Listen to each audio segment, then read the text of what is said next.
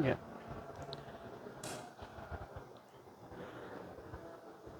Bismillahirrahmanirrahim. Assalamualaikum warahmatullahi wabarakatuh.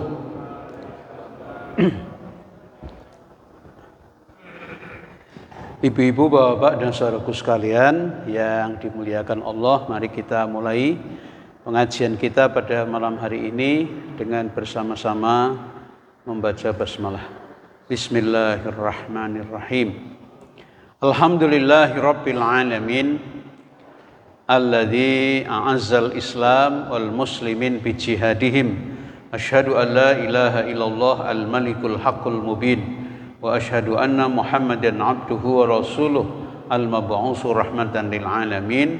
Allahumma shalli wa sallim ala nabiyyina Muhammadin wa ala alihi wa ashabi ajmain, amma ba'du. Ibu-ibu, bapak, saudara-saudaraku sekalian jamaah Masjid Al-Azhar yang baik, yang dimuliakan Allah, mari kita bersyukur dan selalu bersyukur kepada Allah Subhanahu wa taala. Alhamdulillah masih diberi modal utama, yaitu umur. Ya, masih diberi sehat. Sementara banyak orang yang menderita sakit, tapi alhamdulillah kita semua malam hari ini dalam keadaan sehat walafiat jasmaniah maupun rohaniah kita. Bersyukur juga kita kepada Allah diberikan nikmat terbaik oleh Allah, bisa sholat jamaah maghrib dan insya Allah nanti sholat jamaah isya diselingi dengan pengajian. Mudah-mudahan seluruh rangkaian ibadah kita malam hari ini diterima oleh Allah Subhanahu wa ta'ala. Amin, amin ya rabbal alamin.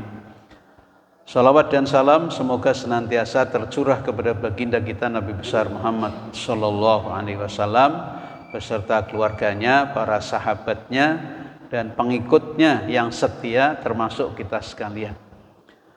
Ibu-ibu, bapak dan saudaraku sekalian yang baik, yang dimuliakan Allah, kita masih akan membahas tentang penyakit-penyakit hati yang harus dihindari. Ya. Malam hari ini kita akan membahas yang ke-10. Ya. Jumlahnya semua 13, sudah dibahas 9. Nah, ini berarti masih 10, 11, 12, 13. Ya. Malam hari ini was-was dan cara mengobatinya. Ini termasuk penyakit hati. Ya, itu adalah was-was. Salah satu di antara senjata iblis untuk merusak manusia adalah penyakit was-was. Jadi penyakit was-was ini termasuk strategi iblis, Pak, strategi setan itu untuk menyesatkan kita.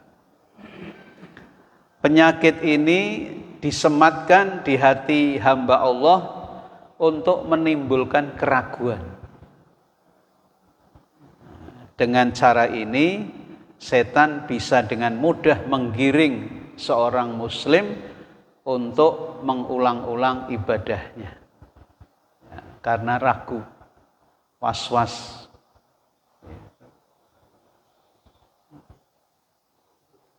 Saya pernah ketemu, ya alhamdulillah udah sembuh sekarang orangnya.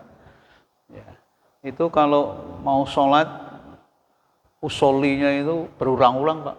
Usolli fardhul maghrib, usolli fardhul maghrib, diulang-ulang terus gitu. Dan kencang suaranya itu. Jadi yang di sebelahnya itu kan terganggu gitu. Insyaallah.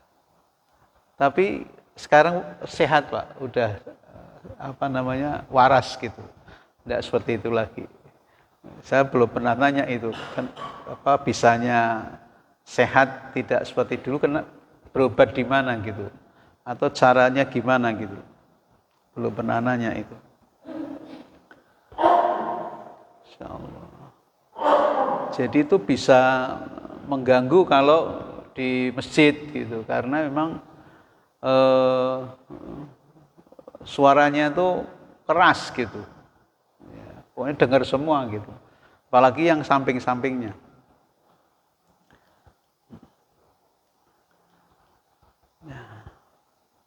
Subhanallah, Bapak Ibu bisa membayangkan untuk bisa melakukan satu ibadah, dia harus susah payah mengulang-ulang karena perasaan tidak tenang. Ya, penyakit was-was selalu menggelayuti hatinya dalam beribadah. Kira-kira apa tujuan setan dengan godaan semacam itu?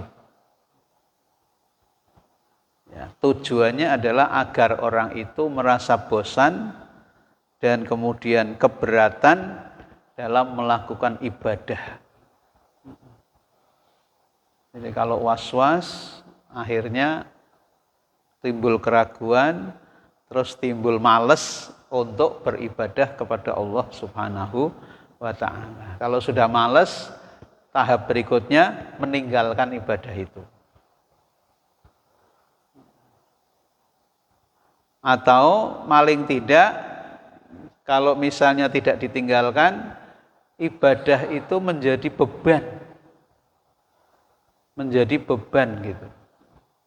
Jadi mestinya ibadah itu menjadi sesuatu yang menenangkan, tapi bagi orang yang was-was, ibadah itu menjadi beban.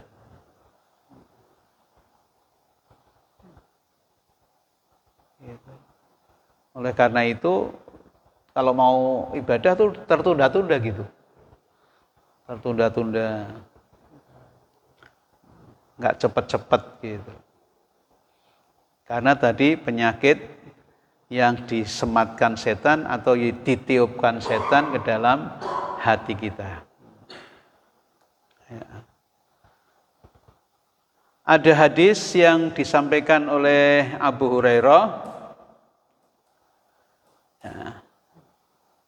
Kata Rasulullah, inna dina yusra wa la yushaddad dina ahadun illa ghalabahu. Sesungguhnya agama itu mudah. Tidaklah seseorang memberat-beratkan dirinya dalam agama kecuali dia akan terkalahkan. Terkalahkan.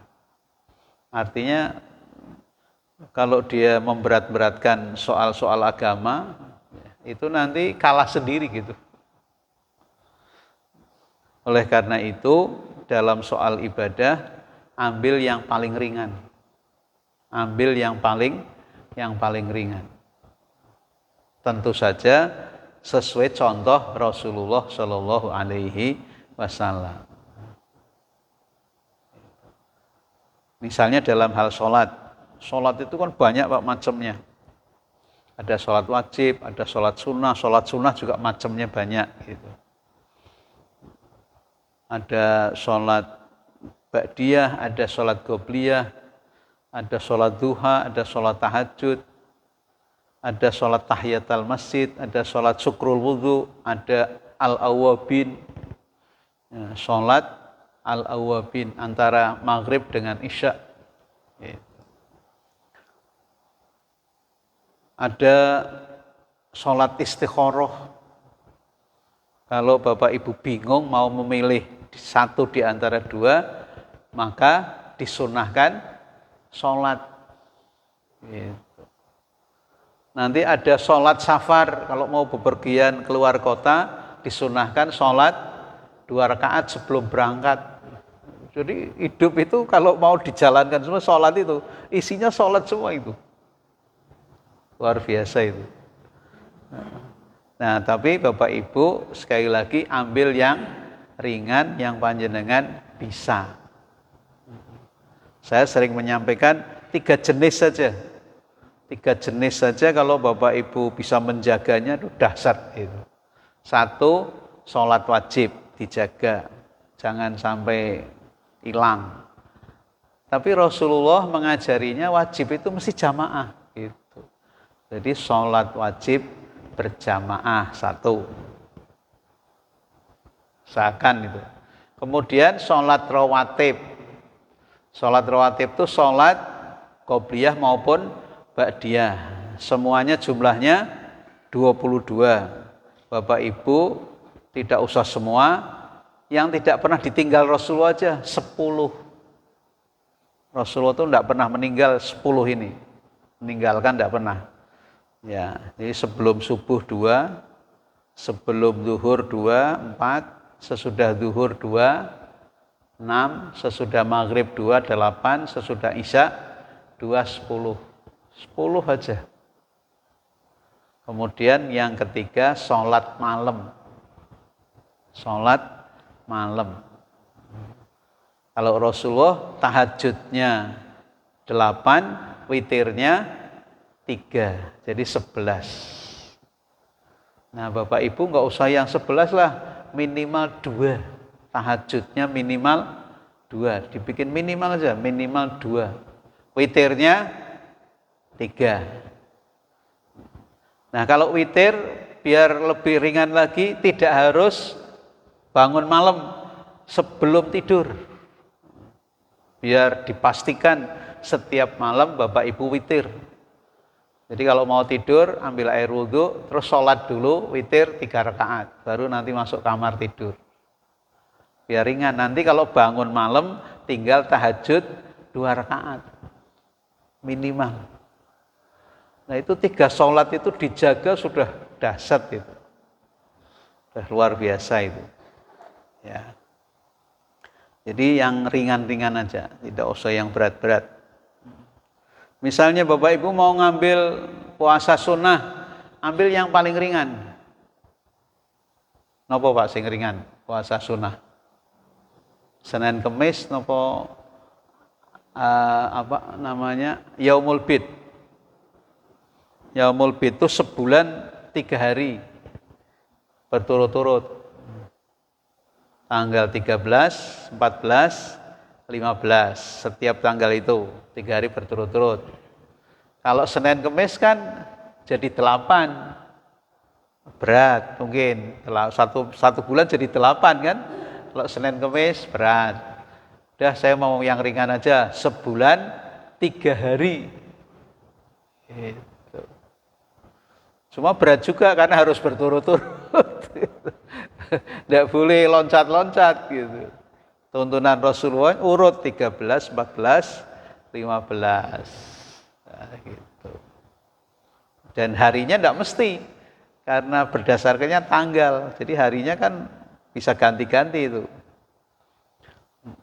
Kalau mau lebih bagus lagi ya puasa Daud, sehari puasa, sehari tidak. Puasa Nabi Daud. Itu kata Rasulullah, puasa sunnah yang lebih baik dari yang saya ajarkan. Nah, Bapak Ibu silahkan milih. Nah, tapi kalau seperti saya sampaikan, pilih yang paling ringan dan kita mampu. Allah cinta amalan sedikit, tapi yang penting continue, istiqomah. Sedikit tapi istiqomah, daripada banyak tapi tidak istiqomah. Gitu. Jadi benarlah apa yang disabdakan Nabi SAW, setiap orang yang membebani dirinya dengan dalam beramal berujung pada sikap bosan atau bahkan membenci amal ibadah. Jadi, oleh karena itu jangan membebani ibadah yang berat-berat pada diri kita, ambil saja yang paling ringan-ringan. Itu. Nah sekarang bagaimana cara ngobati was-was? Setelah kita yakin bahwa penyakit was-was adalah godaan iblis, untuk selanjutnya kita perlu berusaha mencari solusi agar bisa terbebas dari masalah ini. Ada beberapa saran yang disampaikan para ulama untuk mengobati was-was ini. Yang pertama, tidak peduli. Tidak peduli gitu. Ya. Ulama yang bernama Ahmad Al-Haytami ketika ditanya tentang penyakit was-was, adakah obatnya? Beliau mengatakan ada obat yang paling mujarab untuk penyakit ini, yaitu tidak peduli secara keseluruhan. Meskipun dalam dirinya muncul keraguan yang hebat, karena jika dia tidak perhatikan keraguan ini, maka keraguannya tidak akan menetap dan akan pergi dengan sendirinya dalam waktu yang tidak lama. Sebagaimana cara yang pernah dilakukan oleh mereka yang mendapat taufik untuk lepas dari was-was. Jadi kalau kita punya penyakit was-was gitu, yang penting sudah jangan dipedulikan, jangan dipikirkan, lakukan aja apa yang harus kita lakukan. Gitu. Supaya ringan tadi, ambil yang amal-amal yang ringan, jangan amal-amal yang berat. Karena memang sifat manusia terkadang kalau berat itu merasa terbebani,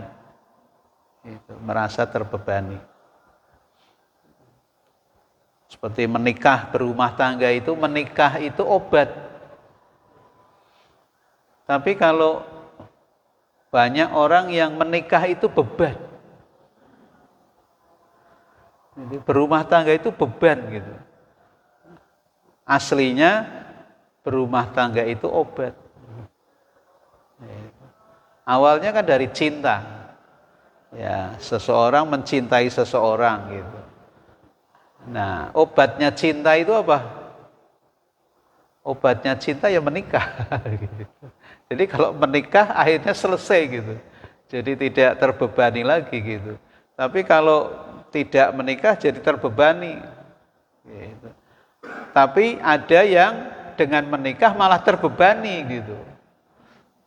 Wah, ini yang keliru pemahamannya. Apalagi nanti kalau sudah sampai pada taraf membangun keluarga yang sakinah mawaddah warahmah, itu dahsyat lagi. Ya. Karena tujuan berkeluarga itu sakinah, caranya dengan mawaddah. Dengan cara mawaddah itu akan turun rahmat sehingga tercapai tujuan sakinah. Jadi kalimat sakinah mawaddah warahmah itu satu rangkaian itu. Tujuannya sakinah, caranya mawaddah. Kalau mawaddah dilakukan dapat rahmat Allah. Dengan rahmat Allah jadilah sakinah. Gitu.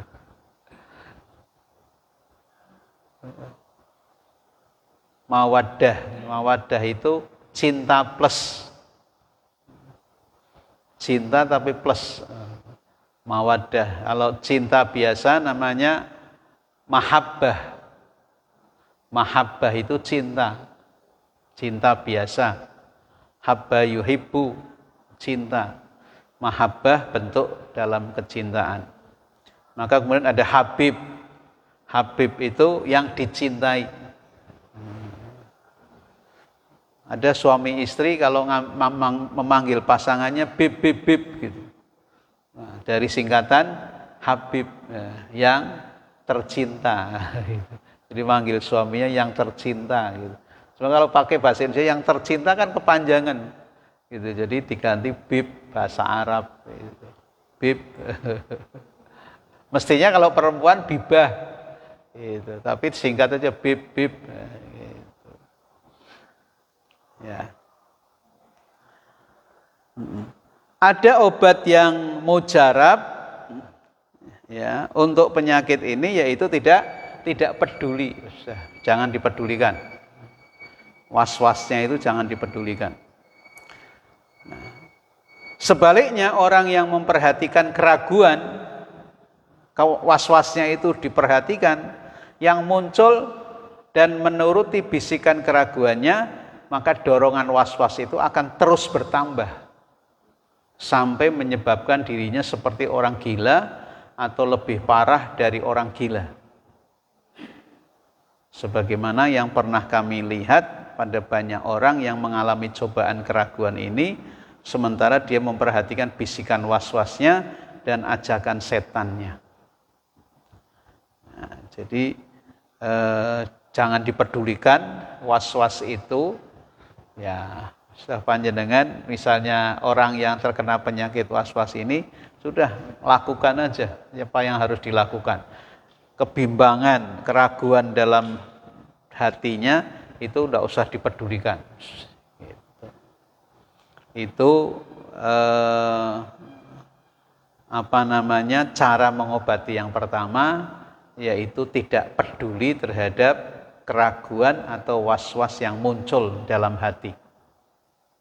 Yang kedua, mengambil sikap kebalikannya. Mengambil sikap kebalikannya. Bentuk tidak mempedulikan perasaan was-was dalam hati adalah dengan mengambil sikap kebalikannya. Misalnya, seorang berwudu, kemudian muncul keraguan seolah-olah ada yang keluar dari dubur. Untuk mengobati was-was ini, keraguan itu tidak perlu dia perhatikan dan dia yakini wudunya sah dan dia tidak kentut dan tidak batal sedikit pun. Bayangkan Pak, jadi wudu tapi krosone koyo seperti keluar angin gitu dari duburnya gitu. Seperti itu. Akhirnya was-was. Ini saya kentut enggak sih saudari gitu. Ragu-ragu gitu. Nah, oleh karena itu sudah jangan dipedulikan gitu. Jangan dipedulikan itu. Sampai segitunya gitu. Bisa juga orang yang takbiratul ihram, ya, Allahu Akbar gitu, kemudian muncul keraguan tentang niat. Maka dia yakini niatnya sudah benar dan sholatnya sah. Kalau ragu-ragu, saya tadi niatnya benar, diulangi lagi, Allahu Akbar gitu. Seperti tadi saya ceritakan itu. Ragu-ragu lagi, diulangi lagi, Allahu Akbar. Usolinya keras, usolli fardhul maghribi salasa raka'atin makmuman lillahi ta'ala. Allahu Akbar. Masih ragu-ragu lagi, diulangi lagi gitu. Masya Allah. Nah itu bisa jadi seperti itu Pak. Nah kalau sudah begitu, mantap saja. Yang saya pertama tadi lakukan, sudah niat, sudah benar gitu. Sudah mantapkan aja. Terus dimantapkan seperti itu, nanti hilang sendiri. Keraguan itu nanti hilang sendiri. Was-was itu hilang sendiri. Tapi kalau tidak kita lawan, ya, tidak kita lawan, kita turuti, tambah parah nanti. Tambah parah. Ya. Nah, jadi kemungkinan tadi orang yang bisa sembuh itu karena dilawan tadi. Jadi keraguan-raguannya itu dilawan sehingga hari ini dia sembuh dari penyakit was-was.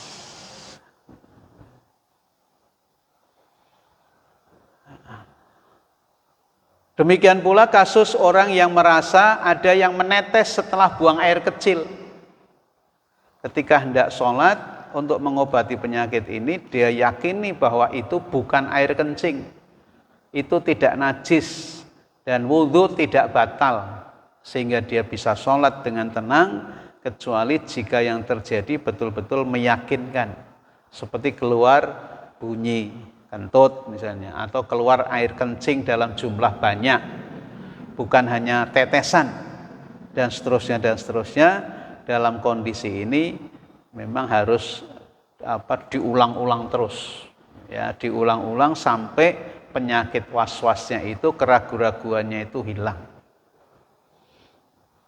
Jadi bentuk keraguan-raguan itu macam-macam gitu. Ada yang seperti kentut, ada yang seperti kencing, netes, ada yang seperti niatnya seperti belum niat gitu. Niatnya belum pas dan sebagainya. Macam-macam itu, bentuk-bentuknya macam-macam. Ya. Nah, hal yang seperti ini pernah disarankan Nabi SAW dalam hadis dari Abbad bin Tamim dari pamannya, bahwa ada seorang yang pernah mengadu kepada Rasulullah SAW tentang penyakit was-was yang dia alami. Dia dibayangi seolah-olah mengeluarkan kentut ketika sholat.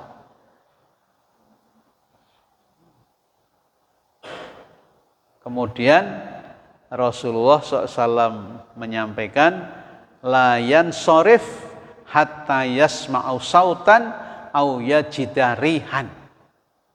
Janganlah dia membatalkan sholatnya sampai dia mendengar suara kentut atau mencium baunya. Diyakinkan gitu, seperti keluar gitu loh Pak. Nah, itu supaya yakin itu ada bunyinya enggak, dengar bunyinya enggak gitu. Terus mencium baunya enggak gitu. Kalau tidak mencium bau, tidak dengar suara, sudah mantap saja, saya enggak kentut gitu. Rasulullah tuh ngajarinya begitu. Bayangkan ini kalau orang begini kan repot ini Pak. Repot, seperti kentut gitu. Terus dia wudhu lagi. Nanti habis itu seperti kentut lagi, dia wudhu lagi, was-was terus gitu. Waduh, ini bahaya bener. Bisa orang jamaah maghrib sudah selesai, dia belum selesai wudhu gitu. Bisa jadi seperti itu. Nah ini yang yang harus dilakukan. Yang tadi tetangga saya, jadi saya sering ketemu ya. Tetangga saya jadi yang was-was tadi. Itu Pak, kalau sedang begitu, Allahu Akbar, diulangi lagi, usolli fardhul maghrib, Allahu Akbar. Itu imamnya hampir rukuk, dia baru selesai Pak. Jadi imamnya sudah baca Fatihah, sudah baca surat itu, dia baru masih usolli terus gitu, diulang-ulang gitu. Melas gitu. Dan tapi yang sampingnya kan jadi terganggu gitu. Tapi mau dimarahin, masuk mau dimarahin gitu ya, sudah kasihan tuh bisanya. Tapi orang sudah ini mulai orang Pak jajari kayak gitu. Kalau ada orang itu males gitu, cari yang lain gitu. Nah akhirnya si anak ini, si bapak ini akhirnya cari, pinter karena orang-orang begitu, dia carinya yang pinggir. Masih kalau sholat pinggir, jadi yang kena kan hanya satu tok gitu, terpaksa kena gitu, karena dia carinya yang pinggir, mepet. Kalau tidak sop pertama, sop kedua atau sop ketiga, pokoknya pinggir carinya. Atau kalau tidak ada dapat pinggir, dia milih yang paling belakang, Jadi dia pengertian juga, karena orang lain merasa terganggu, gitu. Nah itu kan Masya Allah repot juga ya. Yang lain terganggu, dianya juga tidak enak gitu. Tapi rajin ke masjid 5 waktu Pak. Masya Allah. Orangnya rajin ke masjid 5 waktu gitu. Nah itu. Nah hadis tadi berlaku bagi orang yang mengalami penyakit was-was, merasa keluar sesuatu terutama ketika sholat, dia disarankan mengambil sikap yang berkebalikan dengan keraguannya, kecuali jika dia sangat yakin bahwa itu memang betul-betul terjadi. Ya, keyakinannya tadi diwujudkan dari bentuk suara, kalau kentut suara kentutnya atau bau kentutnya. Kalau tidak, sudah diabaikan saja. Mantap, diabaikan saja. Nggak usah dipedulikan. Nah, itu cara kedua. Ya. Kemudian cara ketiga, menghilangkan was-was itu terus berlatih dengan sabar. Terus berlatih dengan sabar. Jadi untuk bisa menghilangkan penyakit was-was ini, tidak mungkin hanya dilakukan sekali. Perlu banyak latihan dan bersabar untuk selalu cuek dengan keraguan yang muncul sampai gangguan itu betul-betul hilang. Salah satu motivasi yang bisa ditumbuhkan dalam hatinya, yakini bahwa ini bisikan setan dan usahanya untuk menghilangkan godaan ini adalah dalam rangka melawan setan. Jadi yang namanya setan, iblis ini memang dahsyat sekali. Yang penting menggoda manusia, gitu. Membuat manusia ragu-ragu. Gitu. Ya, sudah pernah saya sampaikan di mimbar ini kan Pak. Jadi ada namanya Abdullah bin Ummi Maktum. Ini orang buta. Abdullah bin Ummi Maktum ini sahabat Rasulullah, buta. Tapi istiqomah sholat jamaahnya luar biasa. 5 waktunya itu luar biasa. Nah, beliau satu ketika menyampaikan kepada Rasulullah, ya Rasulullah, boleh enggak saya minta dispensasi tidak ikut sholat jamaah, terutama kalau malam. Karena enggak ada yang nganter, enggak ada yang nuntun.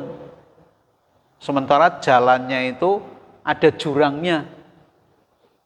Bayangkan zaman itu belum ada listrik gitu ya. Belum ada lampu, terus maghrib masih mending. Kalau isya sama subuh, nah dia minta dispensasi tidak ke masjid. Gitu. Sama Rasulullah melihat keadaannya begitu, spontan Rasulullah. Boleh, kata Rasulullah, kamu dikasih dispensasi. Tapi kemudian Abdullah bin Ummi Maktum minta pamit gitu. Rasulullah ingat sesuatu. Sebentar, Ummi Maktum, sebentar. Kamu dengar azan enggak dari rumah? Dari rumahmu kamu dengar azan enggak? Bilal bin Rabah azan, kamu dengar enggak dari rumahmu? Belum ada speaker loh, Pak. Kata Ummi Maktum, dengar ya Rasulullah. Kalau begitu enggak ada dispensasi. Kalau begitu enggak ada dispensasi. Bayangkan Pak. Nah ceritanya suatu ketika itu Ummi Maktum ini jatuh Pak. Dalam perjalanan itu jatuh sampai luka parah lah gitu. Istilahnya luka parah. Terus Allah lewat malaikat Jibril menyampaikan kepada Rasulullah dosa-dosanya Ummi Maktum karena mau ke masjid jatuh kemudian sampai luka parah itu diampuni separuh. Diampuni separuh. Jadi dosa-dosanya itu diampuni separuh. Rasulullah menyampaikan begitu. Terus habis setelah sehat dari kecelakaan itu, kalau ke masjid yang nuntun, ada yang nuntun. Ada yang nuntun gitu. Ada yang tadinya tidak ada yang nuntun itu jadi ada yang nuntun gitu. Nah Ummi Maktum itu penasaran. Jenengan ki sapa kok nuntun aku terus? Sudah tidak perlu tahu kata yang nuntun itu tidak perlu tahu gitu. Tapi masa tidak enak saya kalau tidak tahu nuntun saya tiap hari kok tidak tahu siapa gitu. Terus yang nuntun itu mengatakan, ketahuilah saya ini iblis. Saya ini iblis. Jadi yang nuntun itu iblis, Pak. Loh kenapa kamu kok nuntun saya? Karena waktu kamu terjatuh luka parah, dosamu kata Rasul diampuni separuh. Mulane tak tuntun, ngono nek tiba meneh dosamu dilangke kabeh karo Gusti Allah. Diampuni semua sama Allah Subhanahu wa taala. Supaya tidak diampuni semua tak tuntun. Astaga, itu iblis itu kelakuannya sampai segitu Pak. Berani nulung orang karena kalau tidak ditolong nanti bisa jadi dosa-dosanya diampuni semua. Nah tujuannya setan kan biar berdosa, dosanya tetap gitu. Kalau bisa nambah kan gitu. Wah itu iblis itu dahsyat sekali. Jadi ya, pikirannya itu yang penting dia untung gitu. Orang lain rugi gitu. Luar biasa. Jadi oleh karena itu harus berlatih dengan sabar untuk menghilangkan was-was ini. Ya mudah-mudahan jamaah Al-Asr tidak ada yang was-was, Pak. Nah, tapi misalnya panjenengan terkadang sok ragu-ragu gitu, nah itu hati-hati itu. Harus dilawan itu. Harus dilawan. Apalagi kemudian begini Pak, biasanya orang berdoa kan. Berdoa minta sesuatu. Tapi sudah lama berdoa tapi kok belum dikabulkan gitu. Akhirnya kalau mau berdoa sungkan gitu. Sungkan lah, aku sedongo tahunan urut dikabulkan. Gitu. Nah itu termasuk ragu-ragu itu Pak. Hati-hati itu. Termasuk ragu-ragu. Jangan pengen minta sesuatu yang wajar gitu, bukan yang di luar kemampuan gitu, wajar tapi kok sama Allah enggak dikabulkan gitu. Sudah lama gitu. Maka bisa jadi kemudian muncul dikipasi sama setan, panjenengan jadi ragu-ragu untuk berdoa. Sungkan lah, ndonga sungkan. Padahal ada sesuatu yang tanpa doa, ada sesuatu yang harus diminta, ada sesuatu yang diberikan Allah karena hadiah kita beramal soleh. Gitu. Nah, Bapak Ibu, jika ada seseorang yang was-was, sedang berada dalam ujian, jika perjuangan melawan godaan ini disertai perasaan ikhlas karena Allah dan mencontoh sunnah Nabi SAW seperti hadis di atas, maka insya Allah nilainya pahala. Jadi perjuangan orang Islam itu selama baik itu berpahala semua. Tidak ada yang gratis. Selama itu baik dilakukan itu berpahala. Pahalanya ekivalen dengan atau sebesar usaha yang dikeluarkan. Semakin usahanya banyak, pahalanya banyak. Tapi kalau usahanya sedikit, ya pahalanya sedikit. Jadi kelelahannya itu diganti oleh Allah dengan pahala. Kelelahannya banyak, pahalanya banyak. Seperti misalnya orang ke Masjid Al-Asr, rumahnya paling jauh, ya pahalanya paling banyak. Rumahnya paling dekat, sampingnya tok gitu, ya pahalanya sedikit, gitu. Dibanding yang rumahnya jauh, gitu.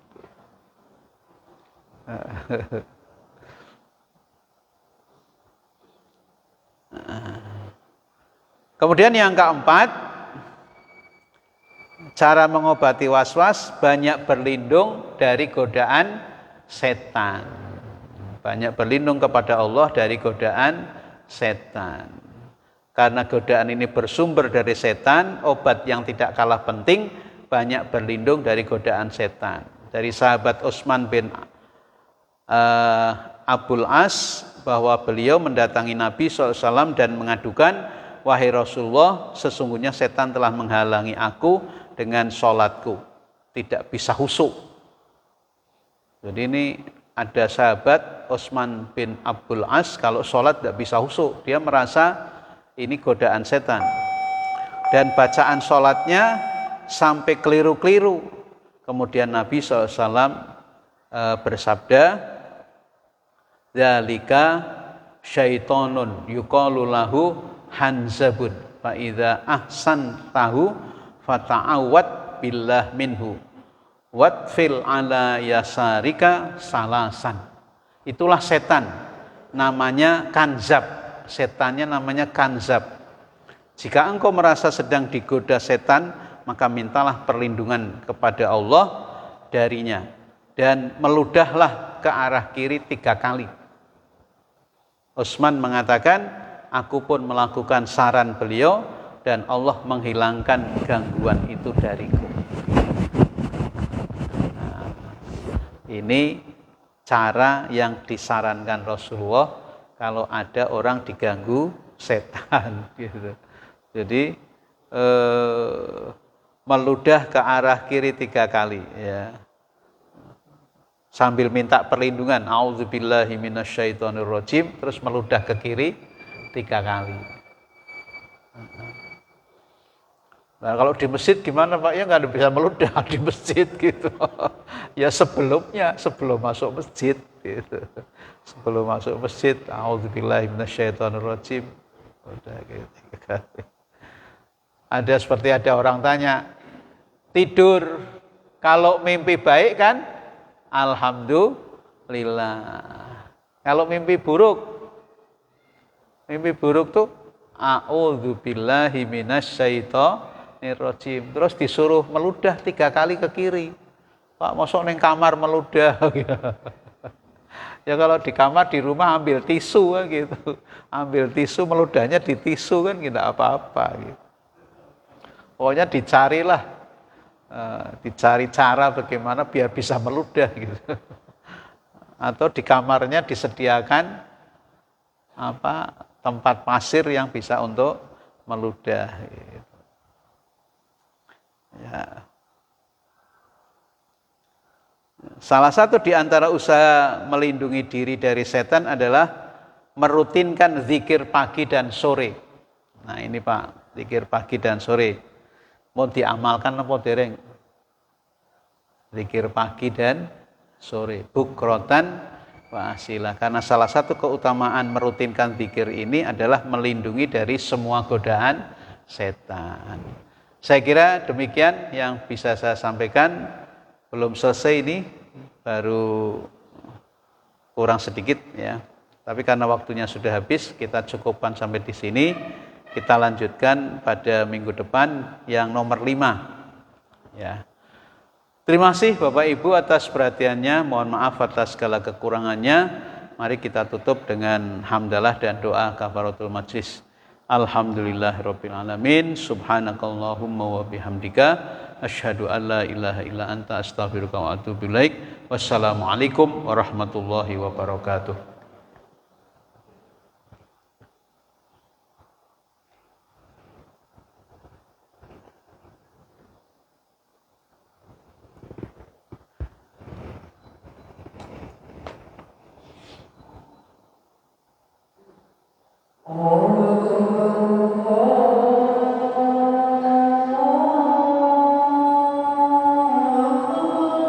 Allahu Akbar, Allahu Akbar.